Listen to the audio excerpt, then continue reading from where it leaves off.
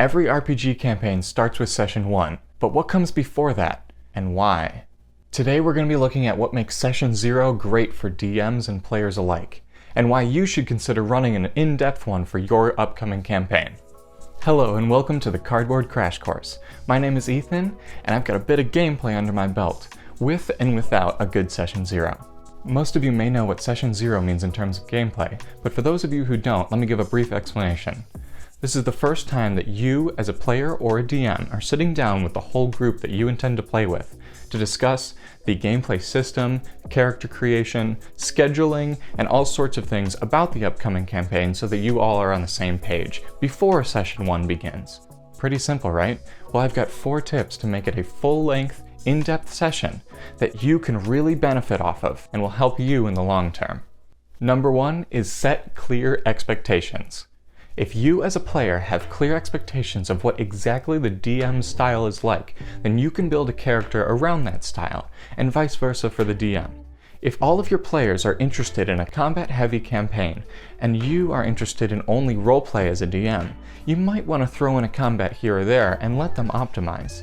But as a player, if your DM is always interested in roleplay, and you are completely combat-focused, you may want to optimize your character a little bit less and discuss personality traits, ideals, bonds a little bit more so that you have a more well-rounded character coming into that campaign and that you can build over the course of many story arcs. I promise that having a well-rounded character that both you as a player love or you as a DM love, that you can really attach to those. And if you do character creation together and set those clear expectations from the beginning, then all of the players can be on the same page and know each other before Session 1 even begins. I've played in many game sessions where all the players sit down for Session 1, have their characters created, and one player has optimized their character so greatly that all the others feel completely useless, honestly. This is just a really feel-bad moment for both the DM and the players, because as a DM, you don't want some of your players to really hate your game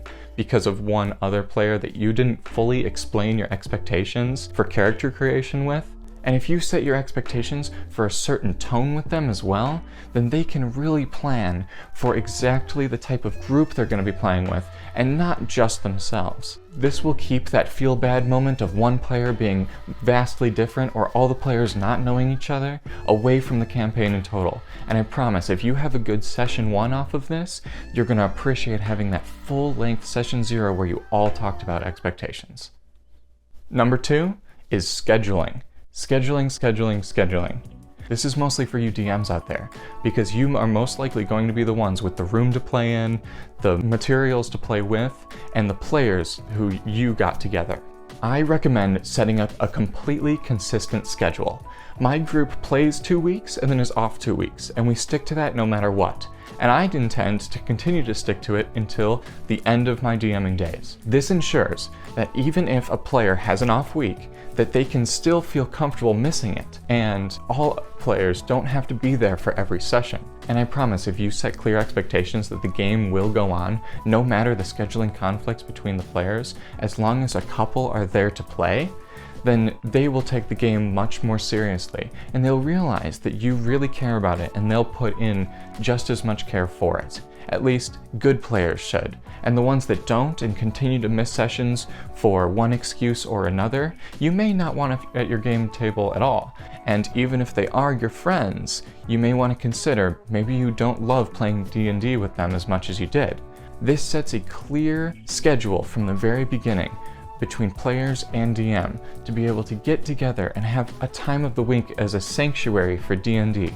And this allows that escapism from your job or appointments or anything like that, and allows you to build your life around it if you'd like. The third reason is necessary materials. Okay, DMs, pretend you're a college professor right now.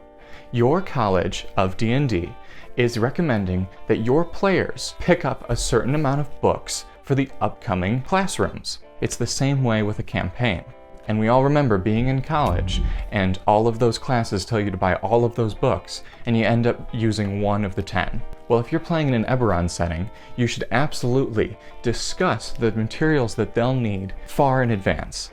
And if they don't need the book for your campaign and it's more of a homebrew story, then you should let them know as well, because all of the spells necessary and classes necessary for building your character are within these books. And if they believe that you're playing in this setting, but you're really playing in a homebrew version of it, you may want to let them know that they don't have to spend those unnecessary finances. You also can show them any homebrew materials that you're using as well. I love using these inspiration cards, and my players need to know that before going in, so that when I just randomly hand them out, they are expecting it, and they are really fighting to provide that sort of role play that I love giving inspiration out for. Finally, in terms of materials, I love doing session logs. Questions about your character, about your player style, about your DM style before the campaign starts in that session 0 that we all fill out together. This is a material that I love to use, and the only time I would really ever get to sit down and truly do it with them is when we get them all together for a multi-hour session 0.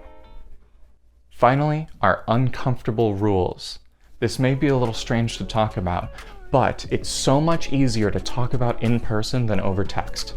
Imagine you just created that group chat, you're about to go for session 1, and you have some sort of sensitivity about something that you don't love talking about, and you need to make sure that your D&D campaign does not have that within it. Or if you're a DM and you absolutely need players to leave their phone at the door when they walk in for your campaign, which I love to do, that might be a really difficult discussion with your players. Are they not allowed to pick up emergency calls? What happens when something terrible happens and they need to go grab their phone? These are the kinds of things that are easily discussed in person, and why you're doing it, why the player might need something, why the DM might need something out of this game together. These are the things that you're going to need to discuss in person beforehand, and it's so much better to discuss them as a group, or pull the DM to the side if you're uncomfortable in front of everybody, and truly discuss in front of them as a person so that they understand how serious you are about this, and they understand the reasonings behind it. Thank you so much for watching. I love making these videos for you guys, and if you have any comments or criticism, just leave them in the comment section below. Go ahead and join our Discord to discuss with other members of the Crash Course, as well as follow us on TikTok or Instagram to get better updates on short-form videos or pictures related to the content. I'll see you next time. Have a great rest of your day.